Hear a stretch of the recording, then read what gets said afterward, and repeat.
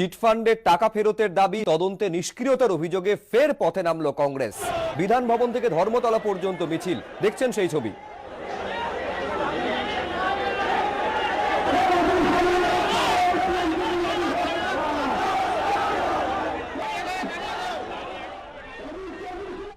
মিছিল আসছে কলকাতার বুকে কংগ্রেসের এই জনজোয়ার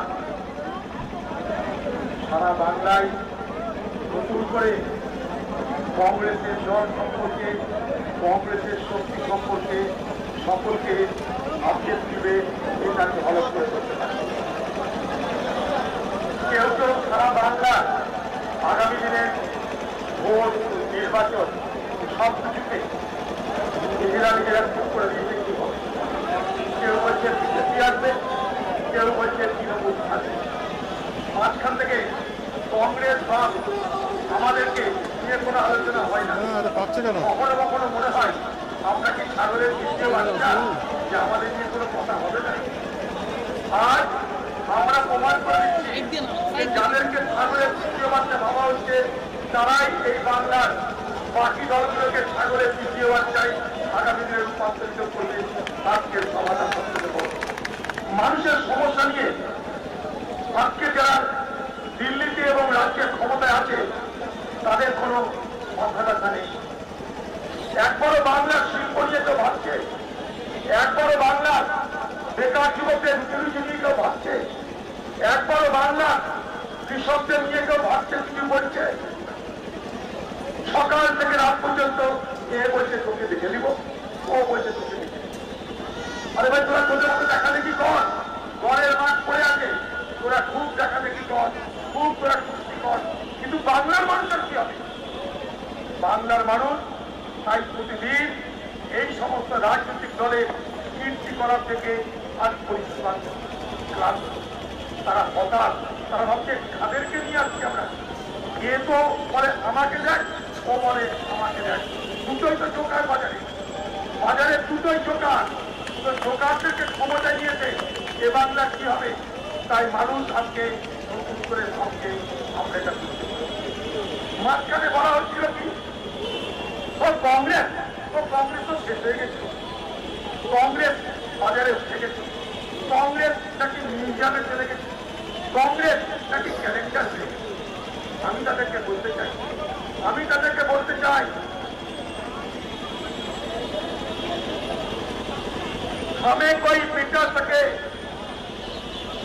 हमें कोई मिटा सके ये जमाने की दम नहीं, हमें कोई मिटा सके ये जमाने का दम नहीं। जमाने खुद हम पे है, हम जमाने पे नहीं।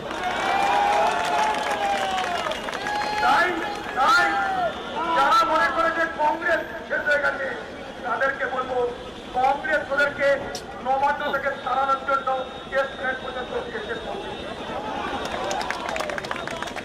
কংগ্রেস আজ এসে পৌঁছেছে স্থানে, এরপরে গঙ্গা পার হয়ে নবান্নে ঢুকবো।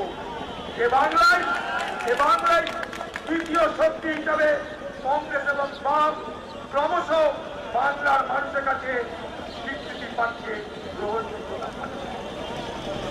তাই এলাকার মানুষ ভাবতে হবে আজকে আমরা সারা পশ্চিমবঙ্গ জুড়ে কি করছি।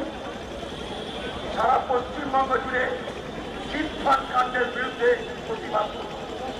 পশ্চিমবঙ্গের জেলায় জেলায়, পশ্চিমবঙ্গের ব্লকে ব্লকে, সর্বোপরি কলকাতায় আজ আমরা চিটফান্ড কাণ্ডের প্রতিবাদ করছি। এ বাংলায় শিল্প তো নেই, শিল্প একের পর এক বন্ধ হয়ে গেছে, কিন্তু শিল্প বন্ধ হলে কি হবে? এ বাংলায় দু তিনটে শিল্প চর করে পারে, দু তিনটে শিল্পে बहुत तरक्की हो रहे हैं, 2019 की तरक्की बहुत जोर तेज रफ्तार आगे निकल रहा है। सबसे बड़ কি হয়েছে, এ বাংলা একটা শিল্প হয়েছিল, যে শিল্পের জন্য কয়লার দরকার হয়নি, যে শিল্পের জন্য বিদ্যুতের দরকার হয়নি, সেই শিল্পের নাম চিটফান্ড শিল্প। এই চিটফান্ড শিল্পের প্রমোটার কারা? এই বাংলার মহামাটি মানুষের নেত্রী মমতা ব্যানার্জি এবং তার দল। বাংলার মুখ্যমন্ত্রী মমতা ব্যানার্জি এবং তার দল এ বাংলায় চিটফান্ড কাণ্ডের সবথেকে বড় প্রমোটা ক্ষমতা আছে অস্বীকার করার। আজকে 10 বছর পার হয়ে গেল, চিটফান্ডের তদন্ত শেষ হলো না কেন? বাংলার মুখ্যমন্ত্রীকে জিজ্ঞেস করবো, দিল্লির প্রধানমন্ত্রীকে জিজ্ঞেস করবো, এই যে দিদি, ওই যে মোদি, সবকিছু খেয়াল থাকে, আর চিটফান্ডের দৌলতে এ বাংলার লক্ষ লক্ষ মানুষ সর্বশান্ত হয়ে গেল।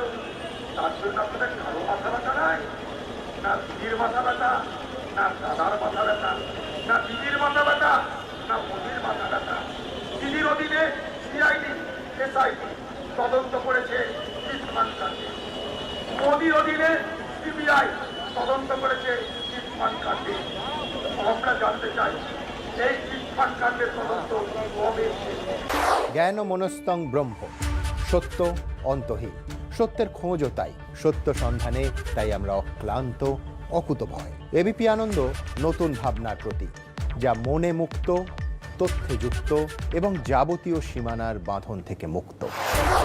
সীমা না শব্দটির মধ্যে লুকিয়ে আছে মানা শব্দটি, যেন চোখ রাঙানি এক অদৃশ্য ব্যানাজার, যা আটকে রাখে আমাদের এক ছোট্ট গণ্ডির মধ্যে। একমাত্র সঠিক খবরই গড়ে তুলবে এক মুক্ত সমাজ। সেই জগৎ গড়ার লক্ষ্যে কোনো সীমানার ঠুকুটি আমরা মানব না। এবিপি আনন্দ এগিয়ে থাকে, এগিয়ে রাখে।